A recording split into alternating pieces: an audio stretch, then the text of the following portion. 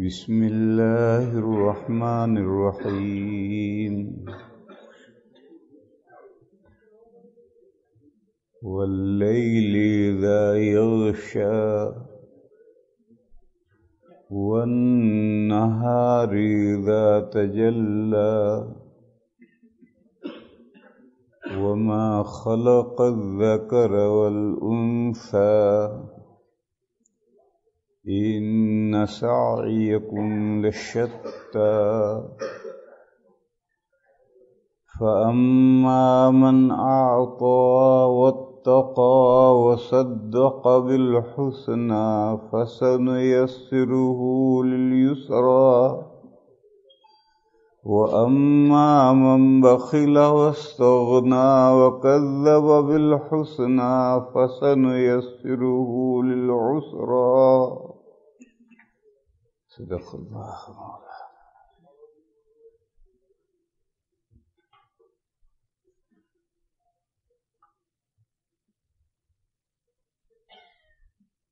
تقدیر کا مسئلہ جو 2 دن سے بیان ہو رہا تھا اسے کل نمٹا دیا تھا۔ آج حجاب کا مسئلہ بیان کرنے کا ارادہ تھا، حجاب پردہ، وہ مسئلہ بیان کرنے کا ارادہ تھا، لیکن ایک صاحب جو لندن میں یہ تقریر لائیو سن رہے ہیں انہوں نے ایک سوال بھیجا ہے، تقدیر کے تعلق رکھنے والا ایک سوال بھیجا ہے، تو اس لیے میں نے ضروری سمجھا کہ ابھی تھوڑی سی تفصیل کچھ اور عرض کروں، تقدیر کے مسئلے کی تھوڑی سی تفصیل کچھ اور عرض کروں۔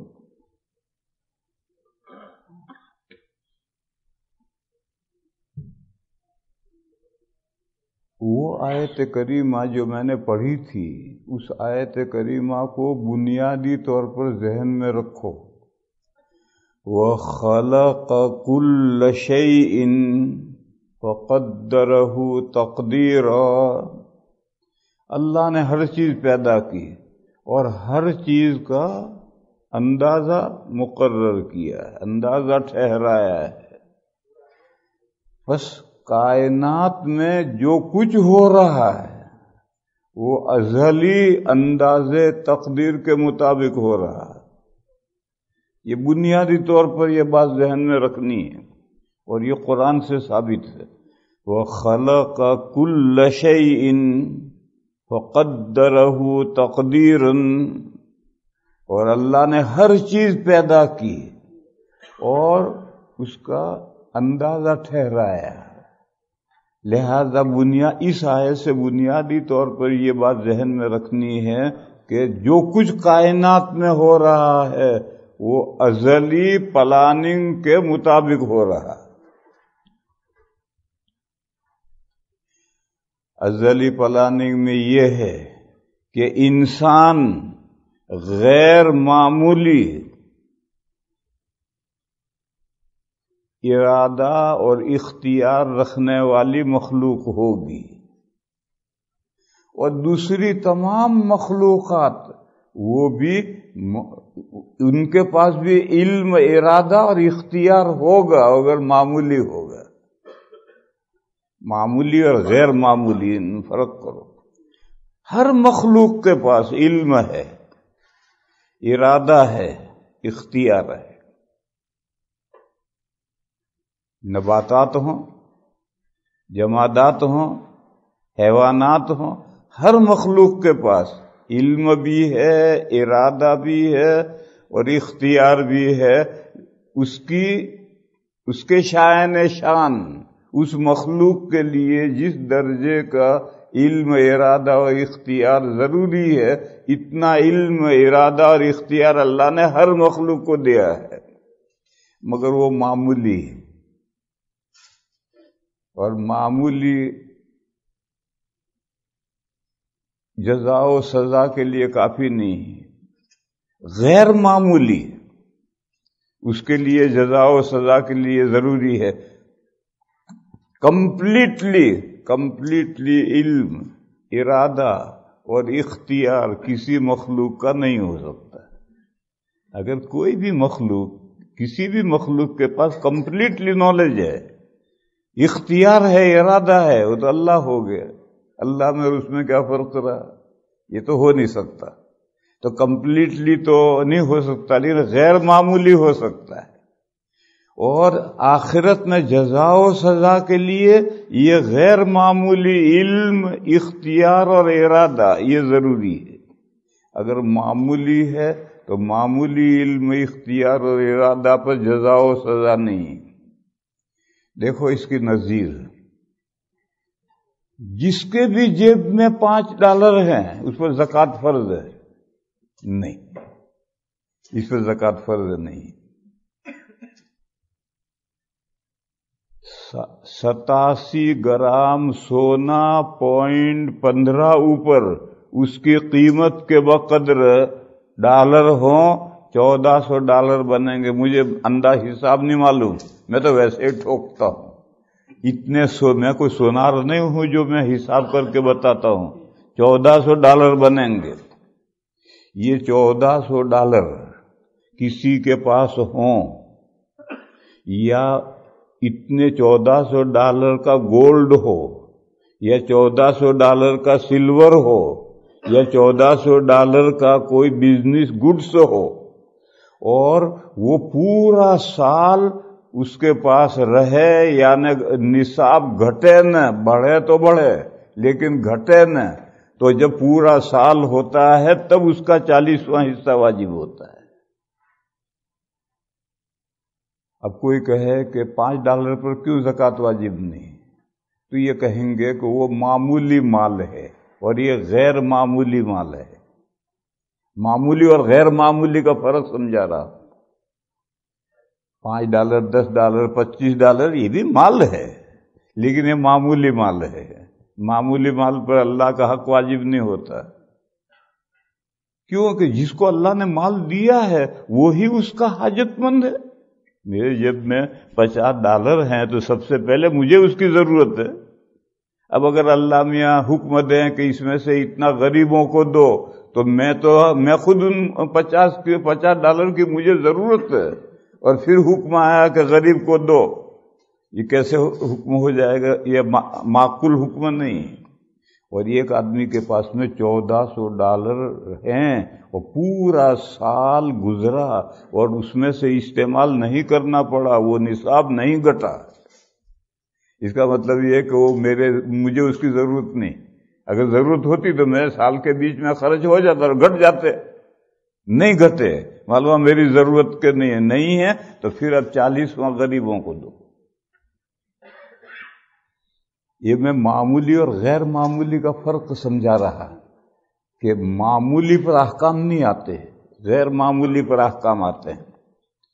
اور مثال لو، بچہ نابالغ، اس کے پاس عقل ہے، اس کے پاس باڈی میں، جسم میں طاقت ہے، مگر اس پر نماز روزہ فرض نہیں ہے، جہاد فرض نہیں ہے۔ نماز روزہ حج وغیرہ احکام اس پر فرض نہیں ہے، اور جہاد بھی فرض نہیں ہے۔ جہاد کے لیے بدن میں طاقت چاہیے، اسی لیے عورتوں پر جہاد فرض نہیں ہے، کیوں؟ ان کا بدن کمزور ہے۔ اسی لیے اندھے پر جہاد فرض نہیں ہے، کیوں؟ ان کی آنکھیں نہیں ہیں، وہ کمزور ہے۔ اسی لیے لولے لنگڑے پر جہاد فرض نہیں، کیوں؟ وہ کیسے جہاد کرے گا؟ اسی طرح سے بڈھا آدمی ہے، اس پر جہاد فرض نہیں، بدن میں طاقت چاہیے جہاد کرنے کے لیے۔ تو طاقت کمپلیٹلی چاہیے۔ معمولی طاقت جیسے بچے میں، عورت میں طاقت تو ہے، ان کے بدن میں، بچے کے بدن میں بھی طاقت ہے، عورت کے بدن میں بھی طاقت ہے، لیکن معمولی ہے۔ اور مرد بہادر جوان مرد، اس کے بدن میں طاقت ہے کمپلیٹ، اس پر جہاد فرض ہے، اس پر نہیں، کیونکہ ان دونوں کے پاس، بچے کے پاس اور عورت کے پاس میں بدن میں طاقت معمولی ہے، اور اس جوان کے پاس غیر معمولی ہے۔ تو غیر معمولی پر احکام آتے ہیں، معمولی پر احکام نہیں آتے۔ میرا خیال ہے کہ اتنی مثالیں یہ مضمون سمجھنے کے لیے کافی ہوں گی کہ اللہ نے ہر مخلوق کو 3 چیزیں دی ہیں: علم، اختیار اور ارادہ۔ پودا بڑھتا بڑھتا جا رہا ہے، یہ بے ارادہ نہیں جا رہا، ارادے سے جا رہا ہے۔ آگے روک آئی تو پہلے سے ہی مڑ گیا ہے، یہ ارادے سے مڑا، پھر یوں مڑا، پھر جا کر چڑھا۔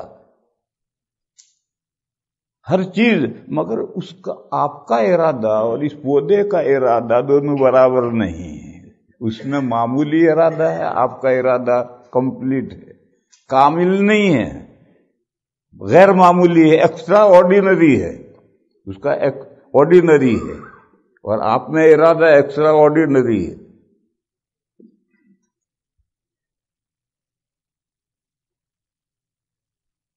تو یہ اپنی جگہ پر طے شدہ ہے۔ بس جب یہ بات ہے کہ انسان کو اللہ نے علم بھی دوسری مخلوقات کے اعتبار سے غیر معمولی دیا ہے، ارادہ بھی غیر معمولی دیا ہے، اختیار بھی غیر معمولی دیا ہے، تو دوسری مخلوقات اپنے علم و ارادہ اور اختیار سے جو کچھ کریں گے اس پر جزا و سزا مرتب نہیں ہوگی۔ تھوڑی دیر ڈنڈے مار لو، لیکن جنت و جہنم میں نہیں بھیجے جائیں گے۔ تھوڑی دیر ڈنڈے مار لو، لیکن جنت و جہنم میں نہیں بھیجے جائیں گے۔ اور انسان کو جس درجے کا علم، ارادہ اور اختیار دیا ہے، اس کی وجہ سے اپنے وہ علم و ارادے اور اختیار سے اچھا کام کرے گا جنت میں جائے گا، اور برا کام کرے گا جہنم میں جائے گا، کیونکہ اس کے یہ تینوں چیزیں، علم، نالج، ارادہ اور اختیار، تینوں دوسری مخلوقات کے اعتبار سے غیر معمولی ہیں۔ بھینس کا مثال میں نے دی تھی کہ بھینس کے پیر میں 3 بچے کچل جائیں، اور پھر بھینس کو جب پکڑی جائے تو تینوں بچوں کے ورثہ ڈنڈے لے کر آتے ہیں، بجاتے ہیں، غصہ اتارتے ہیں، تو ڈنڈا تو بجا سکتے ہیں، لیکن پھر لوگ خود ہی کہیں گے بھئی کتنا مارو گے، جانور ہی تو ہے۔ اور کوئی نہیں کہتا کہ مقدمہ کرو کورٹ میں اور پھانسی دلواؤ اس بھینس کو، کوئی نہیں کہتا، کہ سب جانتے ہیں کہ بھینس بھاگی ہے، دوڑی ہے، پیروں میں بچے کو کچلے ہیں، یہ سب علم و ارادہ اور اختیار سے ہوا ہے، لیکن وہ علم و ارادہ اختیار اتنا تھوڑا ہے کہ اس پر جزا و سزا مرتب نہیں ہے، ڈنڈے چاہے مار لو تھوڑے سے۔ حدیث شریف میں ہے قیامت کے دن یقاد للشاة الجلحى من الشاة القرنى، اس زندگی میں ایک بکری کے سنگ ہیں اور ایک کے سنگ نہیں ہیں، تو سنگ والی بکری نے سنگ مارا ہے، تو قیامت کے دن تمام حیوانات دوبارہ پیدا کیے جائیں گے۔ اس وقت اس بے سنگ بکری کے لیے سنگ والی بکری سے قصاص اور بدلہ لیا جائے گا، اس کے سنگ اس کو دے دیے، یہ بے سنگ کی ہو گئی، مار لے تو اپنے سنگ۔ تو اسی کو میں کہتا ہوں کہ ڈنڈا چاہے بجا لو، ادلا بدلہ کر لو، لیکن ان کا علم و ارادہ اور اختیار اتنا غیر معمولی نہیں ہے کہ اس کی بنیاد پہ جنت و جہنم دی جائیں۔ اور احکام آتے ہیں، معمولی پر نہیں آتے، غیر معمولی پر احکام آتے ہیں۔ ایک تو میرے بھائیو یہ قاعدہ ذہن میں رہنا چاہیے تقدیر کے مسئلے کو سمجھنے کے لیے، تاکہ الجھن پیدا نہ ہو۔ دوسری بات سمجھو، ہماری یہ دنیا عالم اسباب ہے، ہر چیز کا سبب ہے، سبب سے مسبب پیدا ہوتا ہے۔ कोई चीज सिलसिले असबाब से बाहर नहीं है। इस जंजीर, सिलसिला माने जंजीर, चैन, इस चैन में बंधी हुई है, असबाब में जकड़ी हुई है। सिलसिले असबाब से कोई चीज बाहर नहीं। हत्ता के एक बड़े हजरत हैं, हजरत शाह वलीउल्लाह साहब मुहद्दिस देहलवी कुद्दसा सिर्रुहु, उनका तो ये दावा है कि अंबियाए किराम के जो मौजिज़ात हैं और औलिया की जो करामात हैं वो भी सिलसिले असबाब व मुसब्बबात के दायरे में हैं, मौजिज़ात के भी सबब हैं।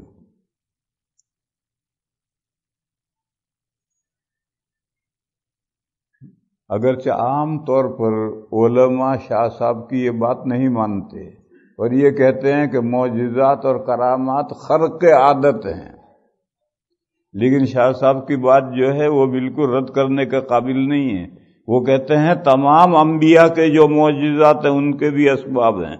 वो असबाब चाहे हम न देखें, हमारी समझ में ना आए, मगर असबाब हैं।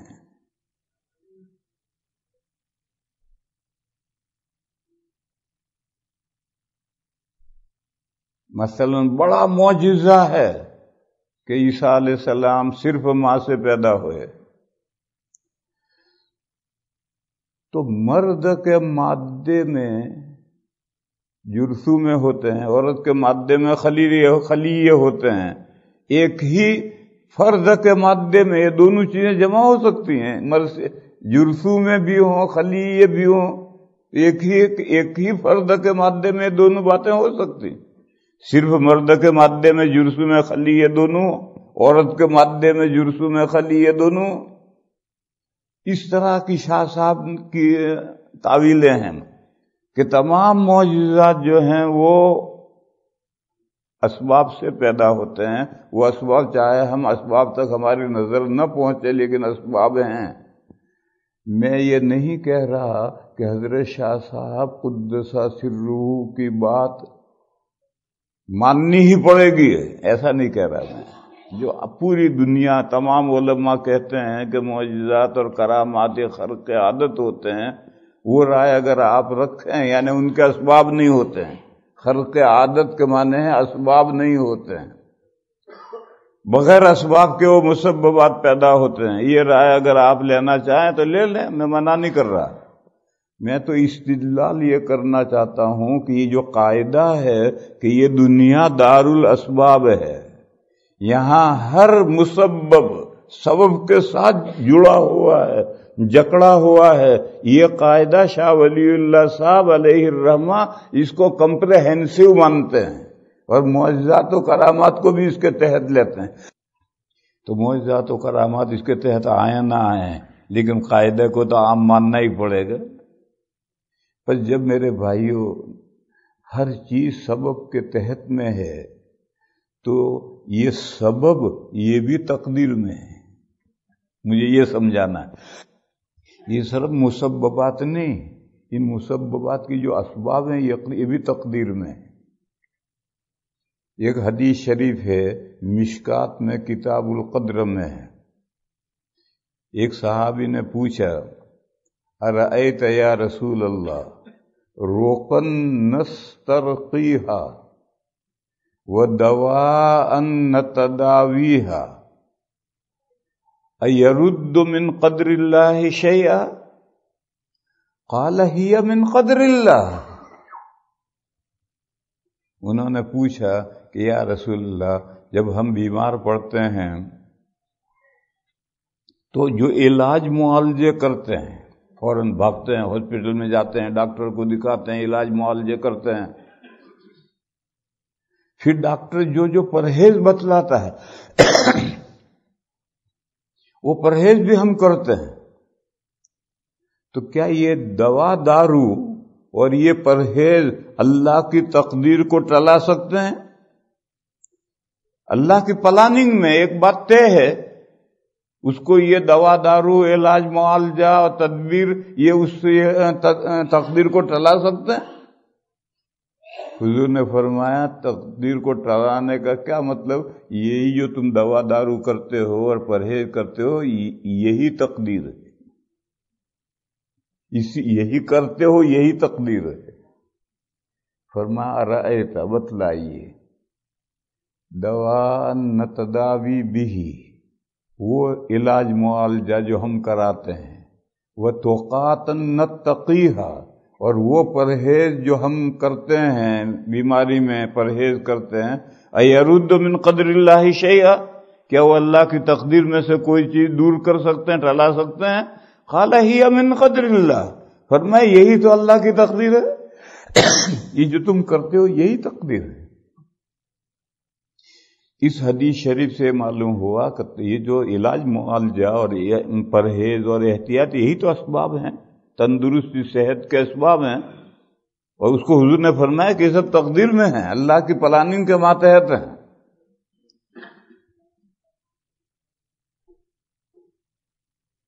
بس ایک بندہ جنت والے کام کر رہا ہے، اعطا واتقا وصدق بالحسنى، اللہ کے راستے میں دیا، پرہیزگار رہا، گناہوں سے بچا رہا، اور کلمہ طیبہ کی اس نے تصدیق کی، تو اللہ تعالیٰ فرماتے ہیں یہ تینوں کام بہت آسان ہیں۔ اللہ کے راستے میں دینا، سخی بندہ جب اللہ کے راستے میں دیتا ہے تو اس کا دل کتنا خوش ہوتا ہے، آپ کو اس کا اندازہ ہوگا۔ اور ایک بندہ کہتا ہے میرا دل تو خوش نہیں ہوتا، تو بخیل ہے، اس لیے تیرا دل خوش نہیں ہوا۔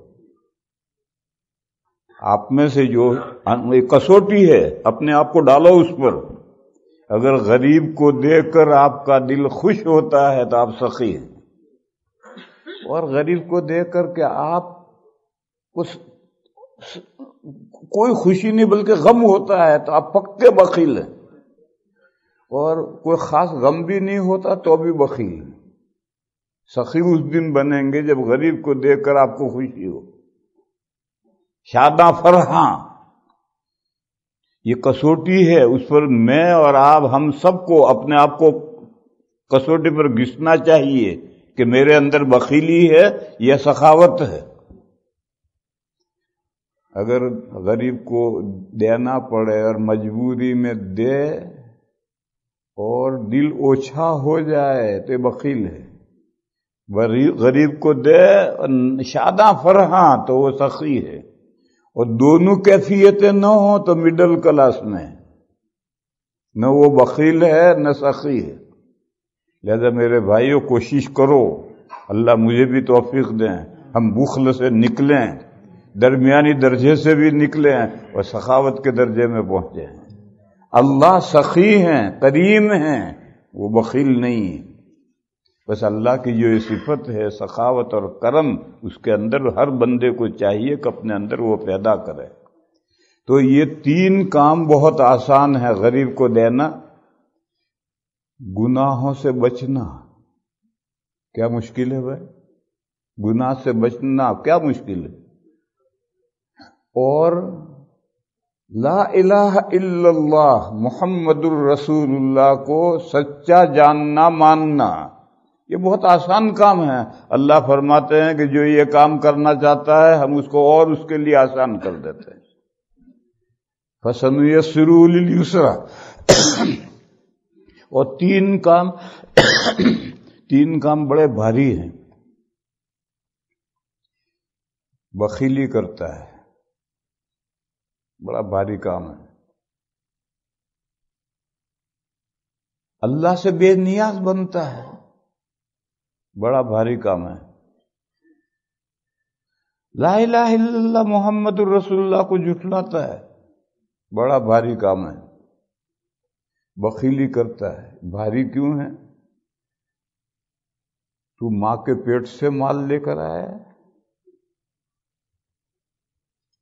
تو مال ماں کے پیٹ سے لے کر آیا ہے؟ جی نہیں، اللہ نے دیا ہے۔ ارے جب اللہ نے دیا ہے تو اللہ کا حکم ہے 40واں حصہ غریب کو دے، کیوں موت آتی تجھے؟ تو مال ماں کے پیٹ سے لے کر تو آیا نہیں، اللہ نے دیا ہے، 40واں دے دے گا تو اس کا بدل تجھے اللہ نہیں دیں گے؟ اتنی موٹی سی بات بھی نہیں سمجھتا، اور مال ہاتھ گلے سے باندھ رکھا ہے، کھلتا ہی نہیں ہے، غریب کو دیتا ہی نہیں ہے، تو کتنا مشکل کام ہے کہ اتنی موٹی سی بات نہیں سمجھتا۔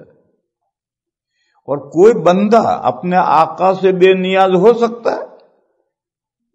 ہم سب بندے ہیں، آقا سے بے نیاز، مجھے اللہ کی کوئی ضرورت نہیں ہے، مجھے اللہ کی کوئی نہیں پڑی۔ کتنا بھاری کام ہے کہ بندہ آقا سے بے نیاز ہو گیا، اور کلمہ طیبہ، کلمہ حسنہ، بہترین بات لا الہ الا اللہ محمد الرسول اللہ، اس کو بھی نہیں مانتا۔ یہ تینوں کام بڑے بھاری ہیں، لیکن اللہ تعالیٰ فرماتے ہیں کہ یہ بھاری کام بھی جو کرنا چاہتا ہے ہم اس کے لیے آسان کر دیتے ہیں۔ یہ بھاری کام ہے، لیکن کوئی شخص یہ بھاری کام کرنا چاہتا ہے تو ہم اس کے لیے یہ کام آسان کر دیتے ہیں۔ آپ نظر ڈالیے، مکھی چوس دنیا میں کم نہیں، ایک ڈھونڈو 70 ملیں گے۔ اللہ کی جن کو کچھ نہیں پڑی، یہ سارے کمیونسٹوں کو اللہ کی کچھ نہیں پڑی، وہ کہتے ہیں نو مائنڈ بیہائنڈ دس ورلڈ، اس دنیا کے پیچھے کوئی دماغ نہیں ہے، کوئی کچھ نہیں پڑی ان کی۔ اور یہ جتنے غیر مسلم ہیں وہ یا تو کلمہ طیبہ کے دونوں جز نہیں مانتے، یا پہلا جز مانتے، محمد الرسول اللہ نہیں مانتے۔ موسیٰ رسول اللہ مانتا ہے، عیسیٰ رسول اللہ مانتا ہے، اور محمد الرسول اللہ کے ماننے کا وقت آیا تو جھٹکے پڑتے ہیں۔ بے شمار لوگ ہیں، مگر ان کے لیے ان کا وہ دھرم بڑا پسندیدہ، اور کمیونسٹوں کو اپنا ریلیجن، جو ان کا کوئی ریلیجن نہیں ہے، یہ جو ان کا ریلیجن نہیں ہے یہ بھی ریلیجن ہے۔ یہ کمیونسٹوں کا جو کوئی مذہب نہیں ہے، یہ کوئی مذہب نہیں، یہ بھی ایک مذہب ہے، اور اس پر وہ مگن ہے۔ ہندو کروڑوں خداؤں پر مگن ہے، عیسائی 3 خداؤں پر مگن ہے، بدھسٹ بدھا کو خدا مانتے ہیں، اللہ کو چھوڑ کر غیر اللہ کو خدا ہونے پر۔ کتنا بھاری کام ہے، مگر سب کے لیے مزیدار مذاہب ریلیجن ہے۔ کیوں؟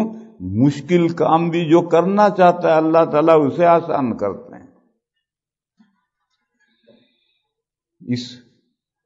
ان آیات سے یہ بات معلوم ہوئی کہ اللہ جل شانہ و عم نوالہ نے اسباب اور مسببات کا ایک سلسلہ رکھا ہے۔ اچھے اسباب سے اچھے مسببات پیدا ہوں گے، برے اسباب سے برے مسببات پیدا ہوں گے، اور جو جیسا سبب اختیار کرے گا اللہ اس کے لیے اس کو آسان کر دیتے ہیں۔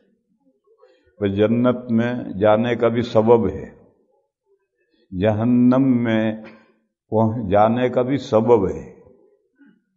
جو جنت میں جائے گا بے سبب نہیں جائے گا، جو جہنم میں جائے گا بے سبب نہیں جائے گا۔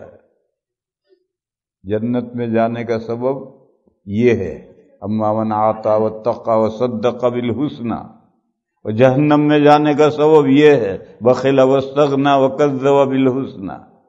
اور حضور نے اللہ فرماتے ہیں جو شخص یہ سبب اختیار کرے گا ہم آسان کریں گے، جو یہ اختیار کرے ہم آسان کریں گے۔ اسی مضمون کو تھوڑا سا ذرا آگے بڑھاؤ۔ یہ جو جنت کے اسباب ہیں، یہ جو جہنم کے اسباب ہیں، اس میں پوری زندگی کو دیکھا نہیں جاتا، زندگی کے اینڈ کو دیکھا جاتا ہے۔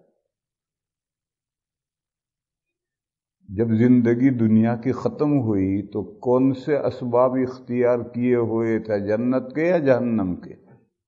جنت کے اسباب اختیار کیے ہوئے تھے تو گیا جنت میں، اور اس سے پہلے جو وہ جہنم والے کام کرتا رہا وہ ختم۔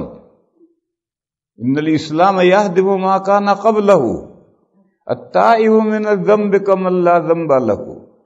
مسلمان ہونے سے پہلے کے سب گناہ ختم. توبہ کرنے والا جب اس کی توبہ قبول ہو جاتی ہے تو ایسا ہو جاتا ہے جیسے اس نے توبہ گناہ کیا ہی نہیں. تو موت سے متصل جو حالت ہوتی ہے وہ سبب بنتی ہے جنت میں جانے کا. اسی طرح موت سے متصل جو حالت ہے وہ سبب بنتی ہے جہنم میں جانے کا. پہلے چاہے وہ مسلمان ہو، بڑی نمازیں پڑھتا ہو، اللہ کا نیک بندہ ہو، لیکن مرتد ہو گیا، اور جب جہنم سے ایک ہاتھ رہ گیا تو تقدیر کا لکھا اس پر غالب آیا. تقدیر کا لکھا ہے یعنی لوح محفوظ میں لکھا ہے کہ یہ بندہ جہنم میں جائے گا. ہم تو دیکھ رہے پوری زندگی مومن عبادتیں کرنے والا نیکوکار کیسے جہنم میں جائے گا. اب جب ایک جہنم سے ایک ہاتھ رہ گیا اور وہ مرتد ہو کر اس نے اپنے علم و ارادے اور اختیار سے جہنم کا راستہ اپنا لیا تو اب مرتے ہی جہنم میں جائے گا. اور اسی لیے اس کو وہاں لوح محفوظ میں جہنم میں لکھا ہے کہ اس کا آخری عمل یہ ہوگا. حدیث ہے العبرۃ بالخواتین، اعتبار آخری زندگی کا ہے. بہرحال یہ جو اسباب ہیں، ان اسباب میں اگر تعارض ہو جائے، ایک بندہ تو وہ ہے پوری زندگی جنت والا عمل کرتے کرتے مرا، ایک بندہ پوری زندگی جہنم والا عمل کرتے کرتے مرا، اس پہ تو کوئی اشکال نہیں ہوگا. لیکن ایک بندہ جہنم والے عمل کرتا تھا اور جہنم سے ایک ہاتھ دور رہ گیا اور اللہ کی توفیق سے مسلمان ہو گیا، ایمان لے آیا، جنت میں پہنچا. دوسرا اس کا برعکس. اس قاعدے کو میں نے سمجھایا کہ اگر ایسے دو سبب ہوں تو جو موت سے قریبی سبب ہے اس پر جزا مرتب ہوگا. اور پہلے والا تو مسلمان ہونے سے یا مرتد ہونے سے لئن اشرکت لیحبطن عملک، اگر تو نے شرک کیا تو تیری سارا عمل برباد ہے. جیسے اسلام سے سارے گناہ ختم ہو جاتے ہیں، شرک سے ساری نیکیاں ختم ہو جاتی ہیں. بس اعتبار آخری زندگی کا. اس کے بعد میرے بھائیوں ایک دوسری بات سمجھو.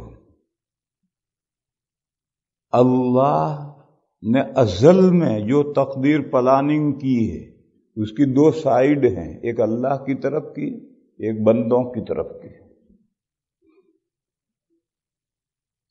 اللہ کی طرف کی جو جانب ہے وہ مبرم ہے، قطعی ہے، اس میں کوئی تبدیلی نہیں ہو سکتی. اور بندوں کی طرف جو سائیڈ ہے تقدیر کی وہ چینجیبل ہے. اللہ کی طرف جو ہے وہ چینجیبل نہیں ہے. اس کی وجہ کیا ہے؟ اللہ کی طرف کی جو جانب ہے وہ شمول علم کے ساتھ ٹچ ہے. اللہ کو ہر چیز کامل طور پر معلوم ہے. بس اللہ کے علم میں شاید ایسا ہو، ایسا تذبذب نہیں ہو سکتا. وہ تو علم نہیں ہے، وہ تو ظن و جہالت ہے. اللہ تو قطعی طور پر ازل سے جانتے ہیں کہ یہ ہوگا. اور بندوں کی جانب جو تقدیر ہے معلق ہے، کیونکہ وہ عدم علم کے ساتھ ٹچ ہے. بندے نہیں جانتے کیا ہونا ہے، اس لیے بندوں کی طرف سے دونوں احتمال ہے کہ دعا کرو گے تو بلا ٹلے گی، نہیں کرو گے نہیں ٹلے گی. ماں باپ کی خدمت کرو گے عمر بڑھے گی، نہیں کرو گے نہیں بڑھے گی. خاندان کے ساتھ حسن سلوک کرو گے عمر بڑھے گی، نہیں کرو گے نہیں بڑھے گی. اب یہ بندہ دعا کرے گا نہیں کرے گا، ماں باپ کی خدمت کرے گا نہیں کرے گا، خاندان کے ساتھ حسن سلوک کرے گا نہیں کرے گا، یہ نہیں جانتا. بندے نہیں جانتے، اللہ کو سب معلوم ہے ازل سے. جو پہلو واقع ہونا ہے وہ پہلو اللہ ازل سے جانتے ہیں. اگر اللہ ازل سے نہ جانے تو اللہ کا علم کمپریہنسو نہیں ہو سکتا، شمول علم نہیں رہے گا، ہر چیز کو علم شامل نہیں ہوگا. اور بندے نہیں جانتے، وہ تو بعد میں پتہ چلے گا کہ دعا کی یا نہیں کی، ماں باپ کی خدمت کی یا نہیں کی، خاندان کے ساتھ صلہ رحمی کی یا نہیں کی، تو بعد میں پتہ چلے گا۔ اس لیے بندوں کی طرف تقدیر معلق ہے، کیونکہ وہ عدم علم کے ساتھ ٹچ ہے، اور اللہ کی طرف کی تقدیر مبرم ہے، کیونکہ وہ شمول علم کے ساتھ ٹچ ہے۔ اب مسئلہ سمجھو، تدبیر اور تقدیر۔ تدبیر نام ہے اسباب اختیار کرنے کا، کیونکہ بندے کی طرف تقدیر معلق ہے، لہذا اسباب اختیار کرو۔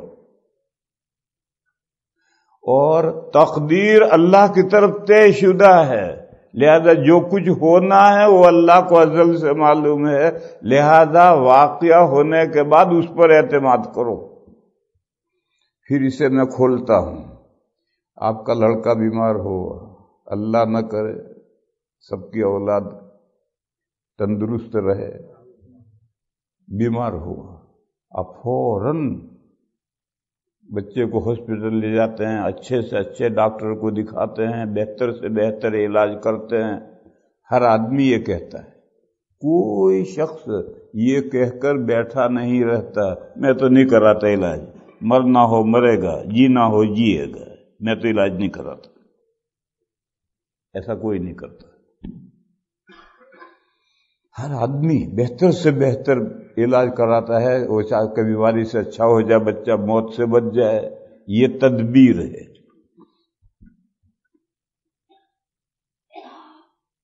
بچہ قضائے الہی سے مر گیا، اللہ کا ازل سے فیصلہ تھا کہ اس بیماری میں بچہ مرے گا، قضائے الہی کا یہ مطلب ہے اللہ کا ازل سے جو فیصلہ تھا اس فیصلے کے مطابق مر گیا۔ تو اب تقدیر پہ بھروسہ کرنا ہے کہ اللہ نے جو مقدر کیا تھا وہ ہوا۔ اب جزا فضا کرنا، آپے سے باہر ہو جانا، اللہ پاک کو گالیاں دینا کہ میرا ایک لڑکا رہ گیا تھا لینے کے لیے اور کسی کا کوئی لڑکا نہیں تھا، ارے جس کا بھی لڑکا لیں گے وہ گالیاں دے گا اللہ میں۔ اب یہ نہیں چاہیے۔ اب تقدیر پہ اعتماد کرو، یہ کہو کہ اللہ نے جو مقدر کیا تھا وہ ہوا، اور صبر کرو۔ تو واقعہ ہونے سے پہلے تدبیر کرنی ہے، کیونکہ دنیا دارالاسباب ہے، یہاں اسباب کو اختیار کرنا ہے، اور یہ اسباب اختیار کرنے کا حکم ہے کہ بیمار پڑو علاج معالجہ کرو، سنت ہے۔ حکیم جو پرہیز بتلائے وہ پورا پرہیز کرو، اسباب اختیار کرو، اختیار کرنا ہے۔ آپ جانتے ہیں کہ روزی اللہ کے ذمے ہے، لیکن حدیث ہے کسب الحلال فریضۃ بعد الفریضہ، حلال کمانا بھی فرض ہے، مگر دوسرے نمبر کا، سیکنڈ نمبر کا فرض ہے۔ پہلے نمبر کا فرض نماز روزہ زکوٰۃ حج ہیں، ان سے نمٹو، اب حلال کماؤ۔ حلال کمانا بھی فرض ہے۔ تب کوئی کہے کہ روزی اللہ کے ذمے ہے تو پھر حلال کمانا فرض کیوں ہے؟ یہ سبب ہے، روزی کا سبب ہے، اور اسباب کا اختیار کرنا لازم ہے۔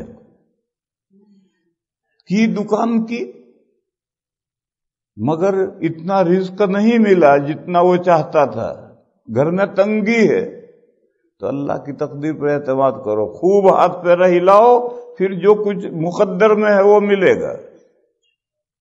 لیکن سبب ہی اختیار نہیں کیا، مقدر پر اعتماد کر کے بیٹھ گیا، تو یہ حماقت ہے، پاگل پن ہے۔ یہ دنیا دارالاسباب ہے، یہاں اسباب اختیار کرنے ہیں، پھر جو کچھ ہو اس پر صبر کرنا ہے، اسی کا نام تقدیر ہے۔ ایک مثال میں دوں، بہت اعلیٰ درجے کی حدیث ہے، بخاری کی حدیث ہے۔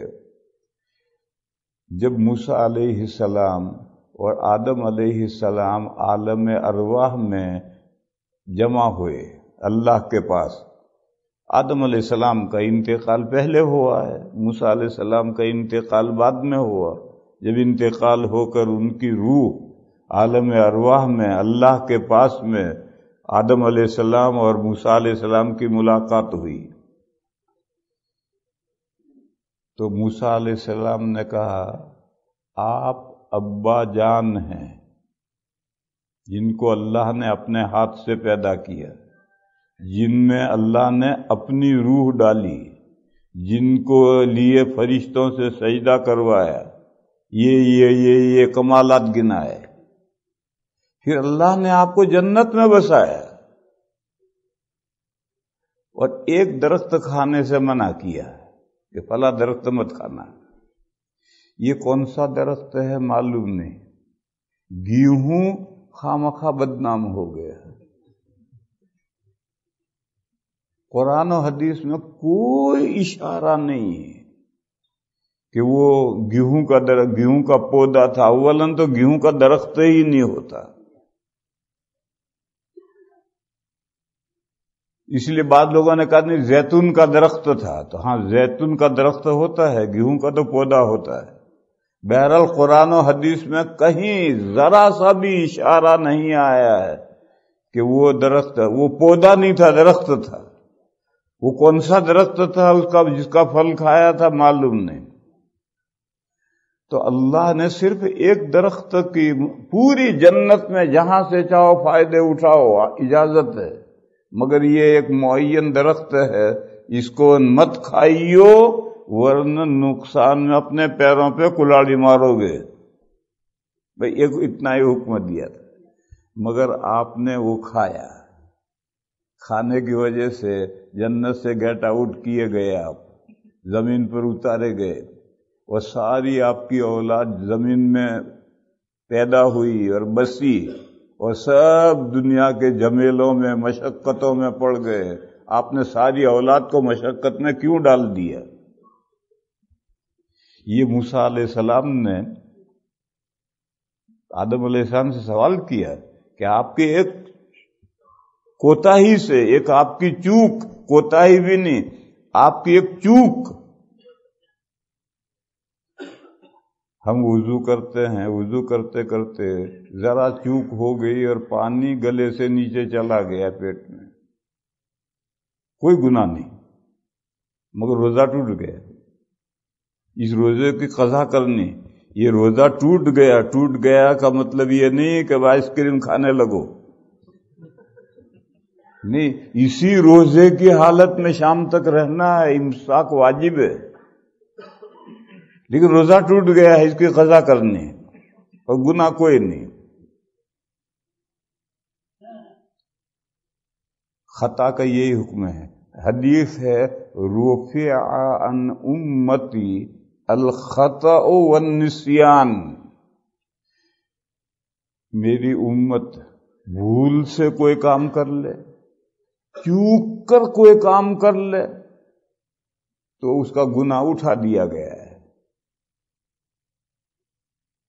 اس کا گناہ اٹھا دیا گیا ہے، گناہ نہیں ہوگا۔ تو حضرت آدم علیہ السلام سے موسیٰ علیہ السلام نے کہا کہ آپ چوک گئے اور جس درخت کے کھانے سے منع کیا تھا وہ آپ نے کھا لیا اور ساری اولاد کو مشقت میں ڈالا، آپ نے ایسا کیوں کیا؟ تو آدم علیہ السلام نے جواب دیا، آپ موسیٰ ہیں جن کے ساتھ طور پر اللہ نے بلا واسطہ کلام کیا ہے۔ دیکھو بلا واسطہ اور بلا پردہ، ان میں فرق کرنا، بلا پردہ کلام نہیں کیا، بلا واسطہ کلام کیا۔ کئی بلا واسطہ کو تم بلا پردہ سمجھ لو، نہیں، پردے کے پیچھے سے کلام سنا تھا، پردے کے پیچھے سے، لیکن درمیان میں جبرائیل کا واسطہ نہیں تھا۔ جیسے معراج میں اللہ اور حضور کے درمیان میں کسی فرشتے کا واسطہ نہیں تھا، مگر حجاب تو نور کا تھا۔ آپ موسیٰ ہیں جو کلیم اللہ ہیں، جن کے ساتھ اللہ نے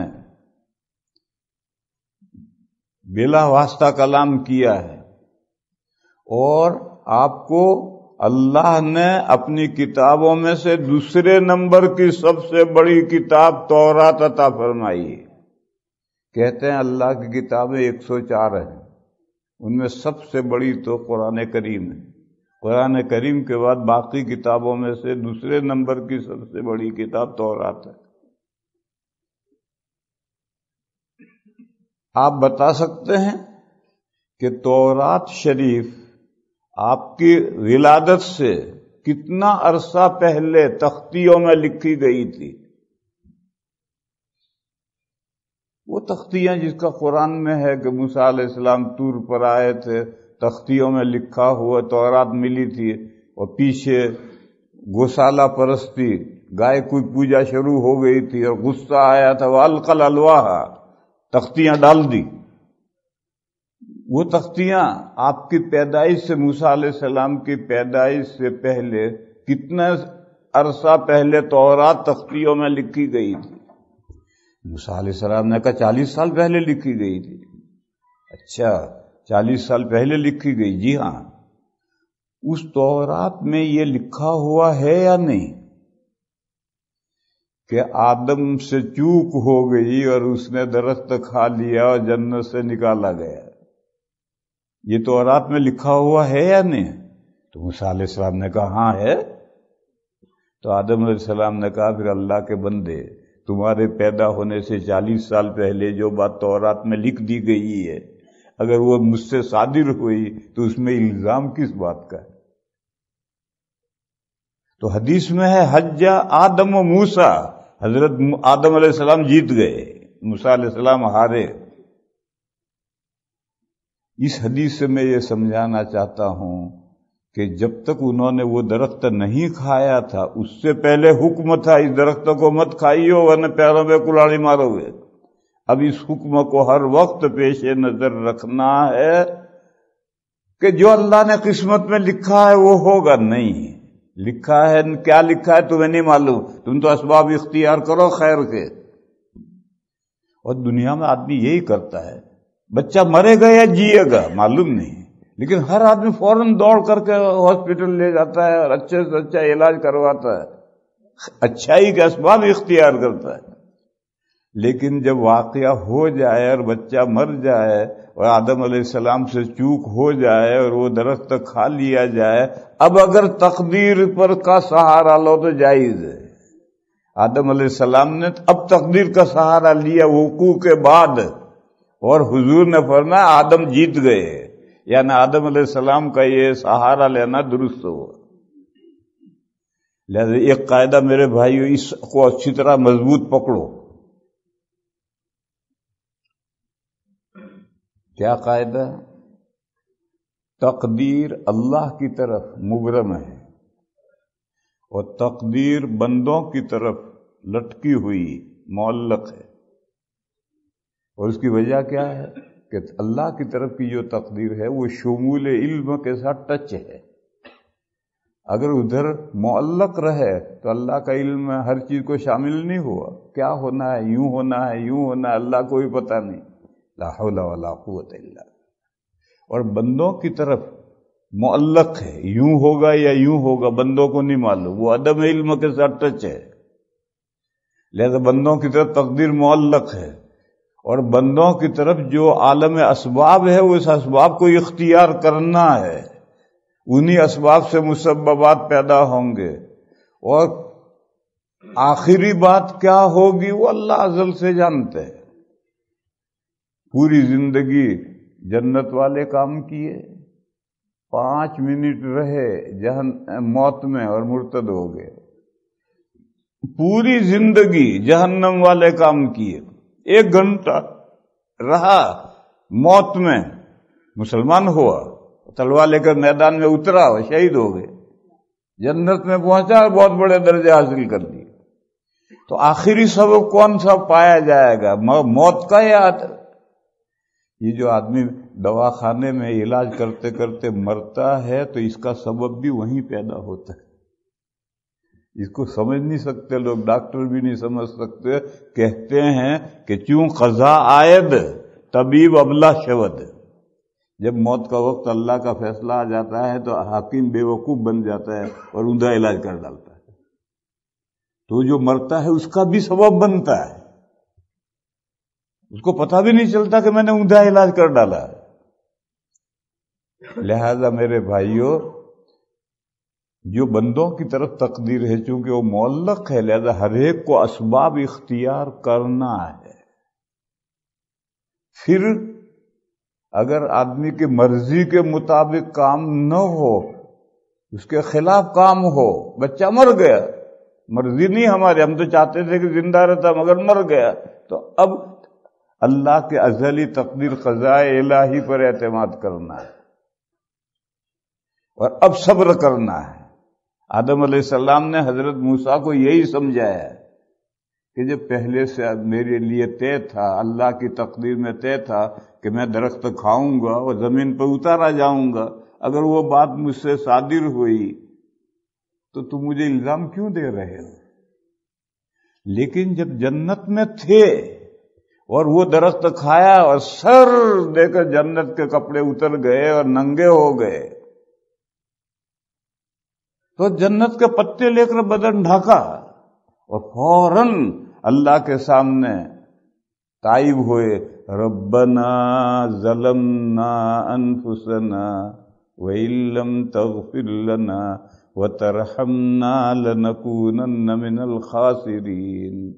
اے اللہ، ہم دونوں نے، یعنی دادا دادی نے، ہم دونوں نے اپنے پیروں پہ کلاڑی ماری، جس درخت کے کھانے سے آپ نے منع کیا تھا وہ ہم نے کھا لیا،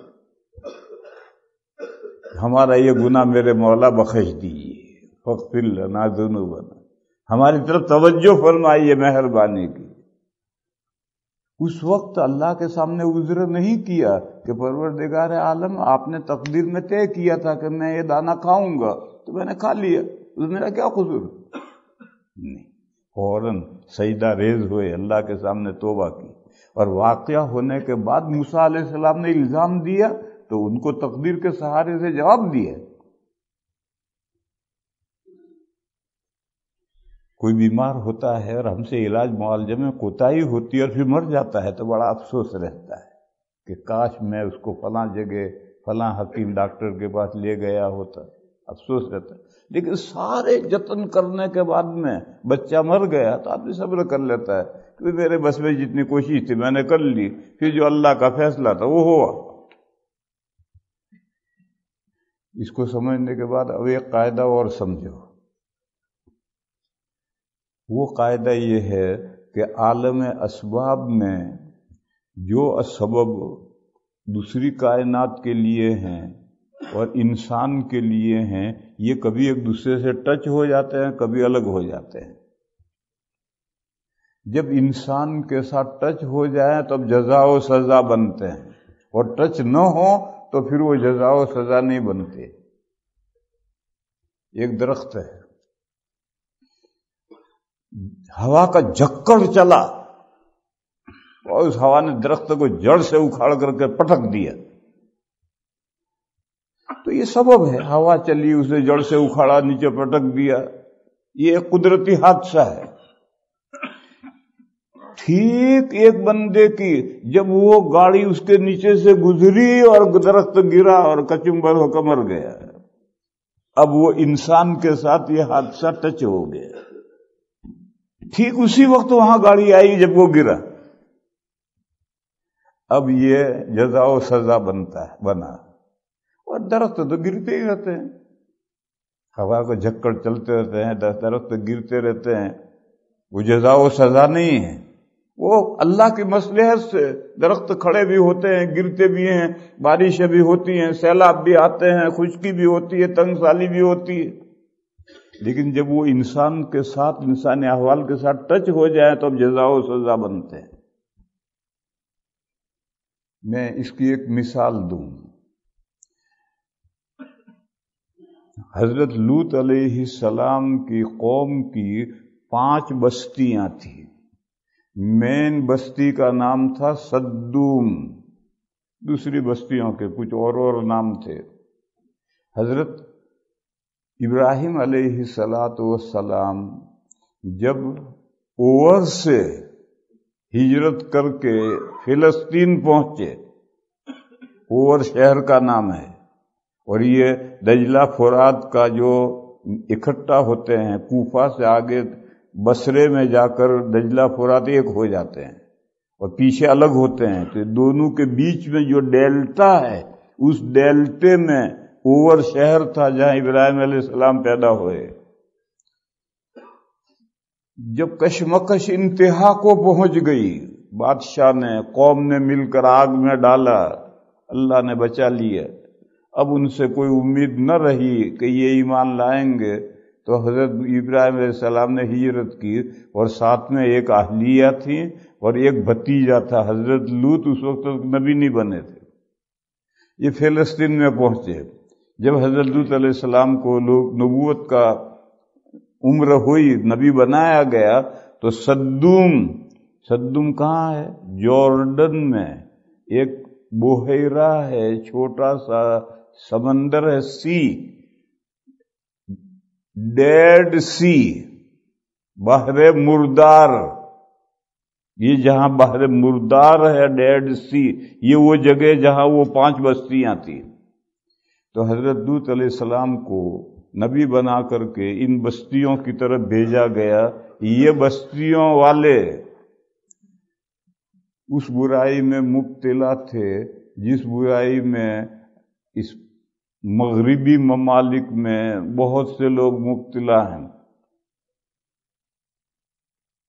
2 لفظ ہیں، میں ان کی حقیقت ہی نہیں سمجھتا ہوں۔ ایک تو گے لفظ ہے، مرد، اور ایک لیزبینی، عورت۔ یہ مرد کے لیے کون سا لفظ ہے، عورت کے لیے کون سا لفظ ہے، میں کنفیوز رہتا ہوں، مجھے نہیں معلوم۔ میں تو اتنا جانتا ہوں کہ جہاں ایک ہوگا وہاں دوسرا لازماً ہوگا۔ مرد، یہ سلسلہ جہاں شروع ہوگا وہاں عورت کا سلسلہ بھی شروع ہو جائے گا، اور جہاں عورت کا سلسلہ شروع ہوگا وہاں مرد کا بھی سلسلہ شروع ہوگا۔ میں تو اتنا جانتا ہوں، ان میں تلازم ہے، کیونکہ جب مردوں کے ساتھ لگ گئے تو عورتیں بیچاری کیا کریں گی؟ وہ عورتوں کے ساتھ لگیں گی۔ عورتوں کے ساتھ لگ گئی تو اب مرد بیچارے کیا کریں گے؟ وہ مردوں کے ساتھ لگیں گے۔ تو یہ گے اور لیزبینیا تو دونوں ساتھ ہوں گے۔ بیل کے ہل کے 2 بیل ہیں، ان دونوں بیلوں سے ہل چلے گا، اور یہ دونوں بیماریاں وہاں پیدا ہوں گی جہاں جسم کا پچھلا ابھار ظاہر ہوگا اور سینے کا آگے کا ابھار ظاہر ہوگا۔ یہ جو پتلون پہنتے ہیں اور اس پر بنیان پہنتے ہیں، ٹی شرٹ پہنتے ہیں، جہاں نوجوان یہ لباس پہنتے ہیں وہاں گے لامحالہ شروع ہوگا۔ جو عورتیں یہ لباس پہنتی ہیں وہاں لیزبینیا ضرور شروع ہو۔ آج کل کے ہمارے جوان سمجھتے نہیں ہیں، ارے یہ تو آدھا ننگا ہے انسان، مرد بھی ننگا ہے، عورت بھی ننگی ہے۔ اور عورت میں حسن آفریں 3 اعضاء ہیں۔ فیس، عورت کا چہرہ عشق پیدا کرنے والا ہے، سینے کا ابھار یہ عشق آفری ہے، اور جسم کا پچھلا ابھار عورت میں 3 اعضاء عشق آفری ہیں۔ اسی لیے قرآن نے کہا جب عورت محارم کے درمیان میں ہو تو اپنے سینے پر دوپٹہ ڈالے رہے تاکہ سینے کا ابھار نظر نہ آئے۔ عورتوں میں جو عشق مرد جو عورتوں پر عاشق ہوتے ہیں تو وہ یہ عشق پیدا کرنے والے یہ 3 اعضاء ہیں، چہرہ، سینے کا ابھار اور جسم کا پچھلا ابھار۔ اور مرد میں عشق آفریں صرف جسم کا پچھلا ابھار ہے۔ مرد کا فیس، چہرہ اللہ نے ایسا نہیں بنایا ہے، امرد، داڑھی ابھی آئی نہیں، آنے والی ہے۔ اس مرحلے میں اس کا چہرہ جو فیس ہے وہ عشق پیدا کرتا ہے، امرد۔ بچہ امرد نہیں ہوتا ہے، داڑھی پوری واضح ہو گئی، اب امرد نہیں رہا، داڑھی شروع ہوئی ہے۔ یہ جو مرحلہ ہے اس کو امرد کہتے ہیں۔ یہ مرحلہ عشق آفری ہے، فیس، اور چہرے کا ابھار تو سینے کا ابھار تو مرد میں ہے ہی نہیں، لیکن جو پچھلا ابھار ہے اس کو سرینے کہتے ہیں، یہ عشق آفری ہے۔ پر جہاں نوجوان یہ پتلون پہنیں گے اور اس میں بنیان یا ٹی شرٹ پہنیں گے وہاں نوجوانوں میں یہ گے کی بیماری لامحالہ شروع ہو جائے گی۔ اور جہاں عورتیں یہ پہنیں گے وہاں لیسبینیا کی بیماری شروع ہو جائے گی۔ ان کافروں میں یہی لباس ہے، اس لباس نے ان کو تباہ کر دیا، ستیہ ناش کر دیا، اور مسلمان بے سمجھے وہ لباس اختیار کر رہا۔ پتلون پہننے کو کوئی منع نہیں کر رہا، لیکن اس پر کرتا پہنو گھٹنے سے نیچے تک۔ یہ جو میں نے کہا کہ جسم کا پچھلا ابھار جو ہے یہ حسن آفرین ہے، اس کی دلیل ایک واقعہ ہے۔ حضرت معاویہ رضی اللہ تعالی عنہ، حضرت حسن رضی اللہ تعالی عنہ جب خلافت سے دستبردار ہو گئے تو حضرت معاویہ خلیفہ بنے، اور 20 سال انہوں نے حکومت کی ہے، اور اسلامی ملک میں کوئی خلفشار نہیں ہونے دیا۔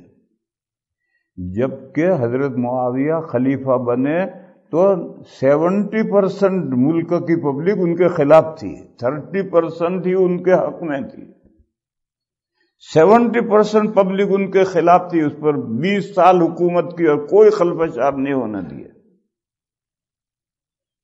یہ حضرت معاویہ کے اخلاق تھے، بڑے اونچے اخلاق کے آدمی تھے، اور اخلاق سے آدمی دشمن کو زیر کر لیتا ہے۔ ان کی بھری مجلس میں ان کے ایک مخالف نے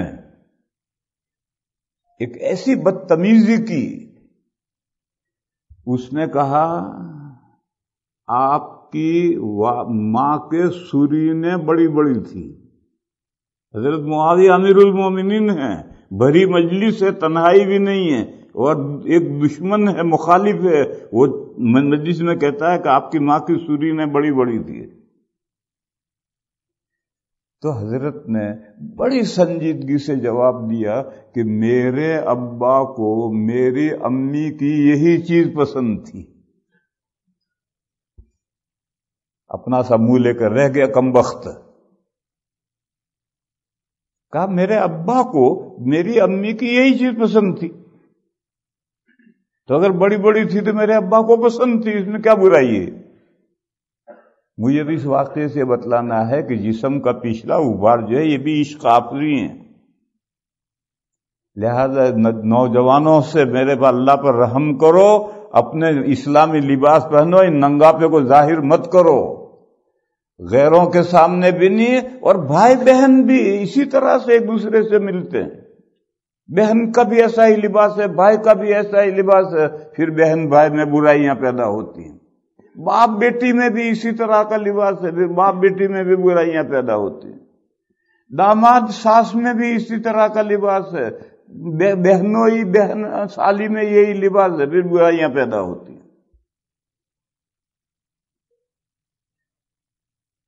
تو میرے بھائیو، میں تو کہیں سے بات کرتا کرتا کہیں پہنچ گیا۔ کیا سمجھا رہا؟ ہاں، میں یہ سمجھا رہا تھا کہ قدرتی واقعہ ہوتے رہتے ہیں، اللہ کی حکمتوں سے زلزلے بھی آتے ہیں۔ یہ میں جواب دے رہا ہوں، لندن میں میرا ایک دوست ہے جو لائیو بیان سن رہا ہے، اس کا سوال آیا ہے موبائل پر، مولانا حسین صاحب کے موبائل پر اس کا سوال آیا ہے، اس سوال کا جواب دے رہا ہوں۔ دنیا میں زلزلے آتے رہتے ہیں، سیلاب بھی آتے رہتے ہیں، زمینیں بھی پھٹتی رہتی ہیں، بارشیں بھی ہوتی ہیں، اور بارشیں سمندر میں بھی ہوتی ہیں، جیسے خشکی میں بارشیں ہوتی سمندر میں بھی ہوتی ہیں۔ لیکن جب وہ انسانوں کے ساتھ یہ قدرتی واقعہ ٹچ ہو جائے تو اب جزا و سزا بنتا ہے۔ اس کی میں مثال دے رہا تھا کہ بحر مردار جہاں ہے، یہاں 5 بستیاں تھیں۔ جب جب لوط علیہ السلام نے ہر چند سمجھایا کہ تمہاری یہ خباثت، یہ برائی چھوڑو، مگر نہیں چھوڑا، اور اللہ کے یہاں سے عذاب آیا، تو زمین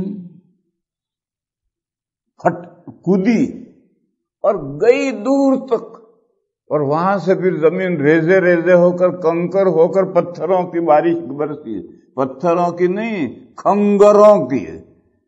زمین جو آگ میں پک کر کے ٹھیکری بن جائے، کھنگروں کی بارش برسی، اور وہ ساری 5 بستیاں ہلاک ہوئی، اور وہ علاقہ پورا सतह समंदर से 2000 फीट अंदर चला गया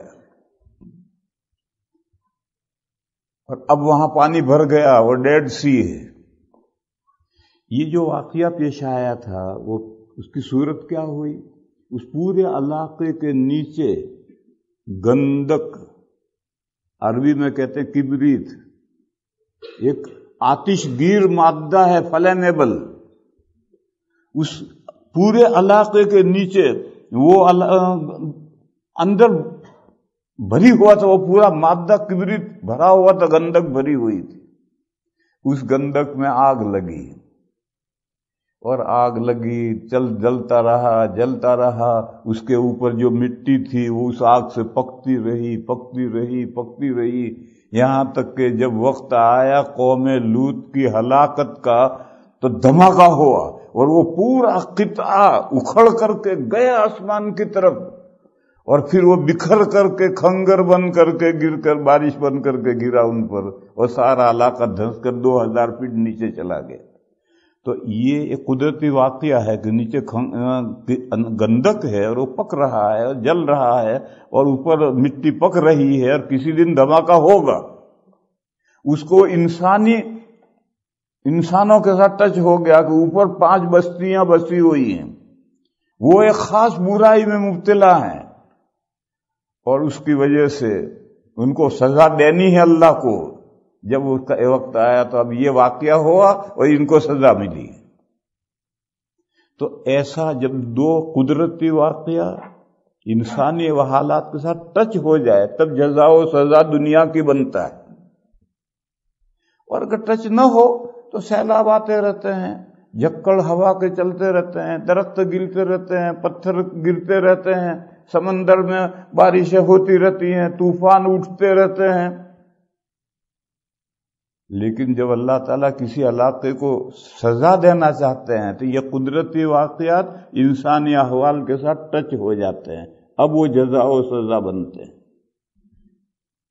ये जवाब है मेरे उस भाई का जो लंदन में बयान सुन रहा है कि ये जो तूफान आते हैं, बलाएं आती हैं, ज़लज़ले आते हैं, क्या ये भी तकदीर है? जी हाँ, ये तकदीर है, मगर